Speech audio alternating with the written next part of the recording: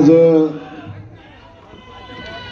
सांगोला शहराचं भविष्य येणाऱ्या 5 वर्षासाठी आपण कुणाच्या हातात द्यायचं ही ठरवणारी सांगोला शहराची नगरपालिकेची निवडणूक आणि या निवडणुकीच्या निमित्तानं आपल्या सगळ्यांना या ठिकाणी आश्वस्त करण्यासाठी आलेले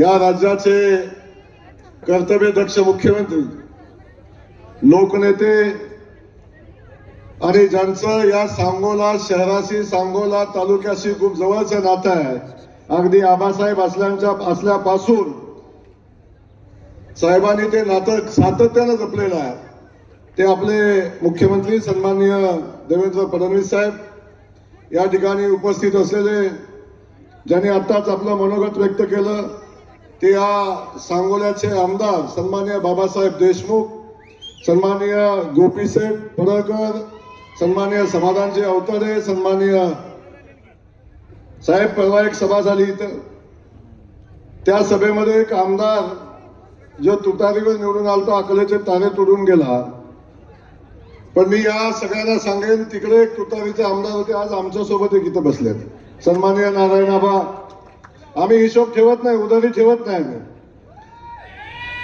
सन्माननीय या भागाच्या विकासासाठी सातत्याने ज्यांनी काम केलं, या सांगोल्याच्या पाणी प्रश्नासाठी ज्यांनी कायम संघर्ष केला ते सन्माननीय रणजितसिंह निंबाळकर, पंढरपूर नगरीचे नेते सन्माननीय प्रशांतजी परिचारक, माजी आमदार दीपक आबा साळुंके, या पॅनलचे प्रमुख सन्माननीय दीपक आबा, आमचे जिल्हाध्यक्ष चेतनसिंह केदार आणि भारतीय जनता पक्षाचे आमचे नेते बाळासाहेब एरंडे आणि खास करून या ज्यांच्यासाठी ही निवडणूक, ज्यांच्यासाठी ही सभा होते ते आपले नगराध्यक्ष पदाचे उमेदवार आणि आपले सेलार मामा सन्माननीय मारुती आबा बनकर आणि भारतीय जनता पक्षासोबत आमच्या या युतीसोबत असलेले आमचे सगळेच उमेदवार, या सगळ्यांचं मी मनापासून स्वागत करतो.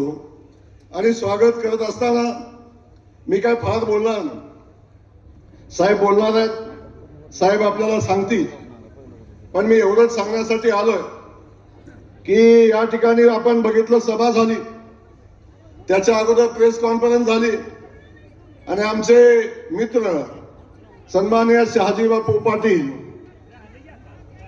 हे सातत्याने सांगतात की माझ्यावर अन्याय होतोय, माझ्यावर अन्याय होतोय, आम्हाला सोबत घेतलं नाही, कधी साहेबांचं नाव घेतलं साहेब तुमचं. पण मला सांगोलाकरांना मनापासून सांगायचं, बाबासाहेबांपासून सगळ्यांची इच्छा होती की आपण सगळेजण एकत्र येऊन शहराच्या विकासासाठी सगळे मतभेद बाजूला ठेवू आणि शहाजी बापूला पण सोबत घेऊ, हे बाबासाहेब आणि दीपक आबा सगळ्यांची भूमिका होती.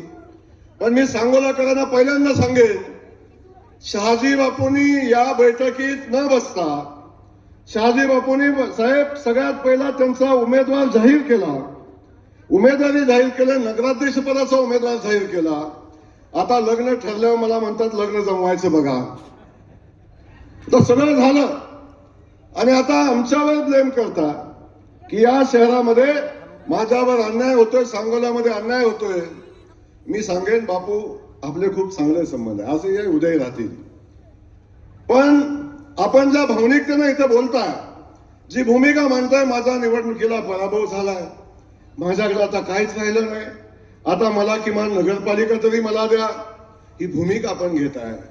बापू ही निवडणूक कुणाचं पुनर्वसन करण्याची निवडणूक नाही, ही निवडणूक सांगोला शहराच्या विकासाची निवडणूक आहे.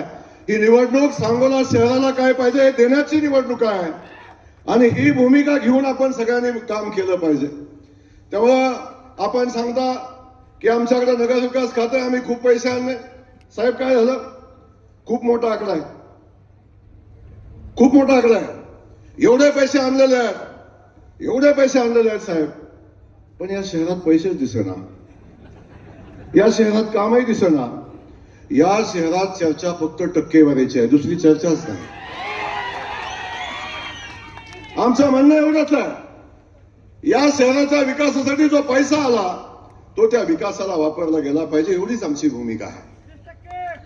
ही निवडणूक सांगोला शहराच्या पायाभूत सुविधा मजबूत करण्याची निवडणूक आहे आणि आदरणीय गणपत आबांच्या विचाराचा वसा वारसा या तालुक्याला आहे आणि त्यांच्या आदर्श घेऊन काम करणारे आमदार बाबासाहेब पाटील या ठिकाणी आहेत, सन्माननीय दीपक आबा आपण या ठिकाणी आहे. तुमच्या पण खूप दिवस संस्कार त्यांचे होते, 32 वर्ष. आता आमचे बाळासाहेब एरंडे ते सोबत आहेत आणि सगळी टीम साहेब आता आपण सोबत घेतलेल्या एका विचाराने काम करायचा निर्णय घेतला आणि खास करून बाबासाहेब आपल्याला मी मनापासून धन्यवाद देईन. आपण बऱ्यापैकी शेतकरी कामगार पक्षाचे सगळे सहकारी घेऊन काम करता, आबासाहेबांचे विचार घेऊन काम करता. तेव्हा बाबासाहेबांनी एक विचार केला. माझ्याशी अनेकदा बाबासाहेब बसले. बाबासाहेब म्हणले आता आमची माणसं आपण सगळे मिळून काम करू शकतो का? हे एकत्र झालं तर आपल्याला मतदान होईल का? पण मला एक विषय बाबासाहेबांनी सांगितला आणि त्याचं साहेब मी या ठिकाणी कौतुक करतो.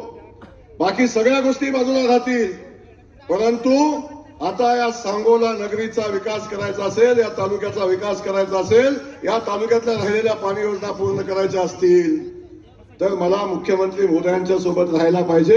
ही भूमिका आदरणीय बाबासाहेबांनी घेतली, त्या विचारानं त्यांनी निर्णय घेतला आणि ही निवडणूक विकासाची निवडणूक आहे. ही निवडणूक सांगोला शहरामध्ये ज्या पायाभूत सुविधाची आवश्यकता आहे त्याच्यासाठीची निवडणूक आहे. म्हणून मी या ठिकाणी एवढंच सांगणार आहे साहेब, आम्ही सगळेजण एकत्र येऊन ही निवडणूक लढतोय. साहेब खूप मोठ्या अपेक्षा आपल्याकडून आहेत. बापू काही सांगू दे. बापू मध्येच म्हणले माझ्या फडणवीस साहेबांनी अन्याय केला. बापू तुम्ही जिथं गेलाय ती ओळख पण फडणवीस साहेबांनीच करून दिलेली आहे. मी काय बोलणार नाही त्या विषयावर. पण जेव्हा जेव्हा संकट आलं, जेव्हा जेव्हा अडचण आली, तेव्हा तेव्हा आम्ही सगळेजण बापूच्या पाठीशी ठामपणे उभे राहिलो होतो आणि खास करून देवेंद्र फडणवीस साहेब सातत्याने त्यांच्या पाठीशी उभे राहिले होते. म्हणून आपल्याला मला सांगायचंय आता कांगावा करून निवडणूक होणार नाही. तुम्ही 5 वर्षात काय चालवलं, काय केलं साहेब? या शहरामध्ये आजही खड्ड्याचं साम्राज्य आहे, धुळीचं साम्राज्य आहे, पायाभूत सुविधाची अडचण आहे, पाण्याची अडचण आहे. या सगळ्यासाठी आपल्या सगळ्यांना मिळून या आघाडीला निवडून द्या. मारुती आबांना नगराध्यक्ष करा. मी सांगतो सांगोला शहराचा वकील म्हणून बाबासाहेब आहेत, आपण सगळे आहे, पण सांगोला शहराची वकिली माननीय फडणवीस साहेबांच्या पर्यंत करण्याची जबाबदारी हा जयकुमार गोरे घेतोय.